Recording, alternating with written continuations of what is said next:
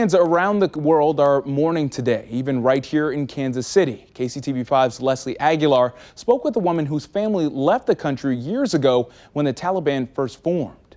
Hearing my father speak and my community speak. Mariah Goodbreak has called Kansas City home for about 8 years, but she was born in Iran after her family fled Afghanistan during the Soviet invasion in the early 80s. I was born in a country where I was told I wasn't wanted there. So kind of grew up in the culture of knowing that we are displaced and this is not home. Their journey took them to India, then finally Canada, where they settled as refugees.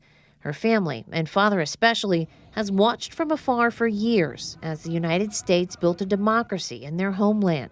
Democracy today in Afghanistan died.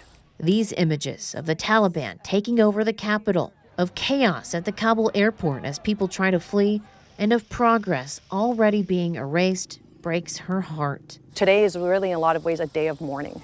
She has family stuck in the chaos there now. My father just the last few days lost his cousin who was part of the resistance against the Taliban. He was killed. So you're just seeing a lot of targeted killings that are happening right now. Goodbreak isn't upset that the United States is pulling out of Afghanistan. I agree with the policy. The United States just could not stay anymore, that there had to be that transition of power.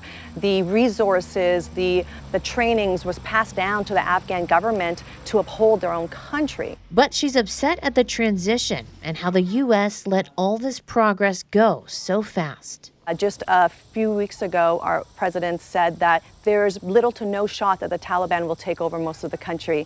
And today, we're literally seeing that happening. She says what we can do as a Kansas City community is prepare to be a welcoming city for incoming refugees. We are already seeing it. I'm getting phone calls from the resettlement agencies, social workers. They're seeing waves of Afghans coming here. She runs a nonprofit called Global Football to help refugees settle into American life. She helps anyone who helped the United States makes it here safely.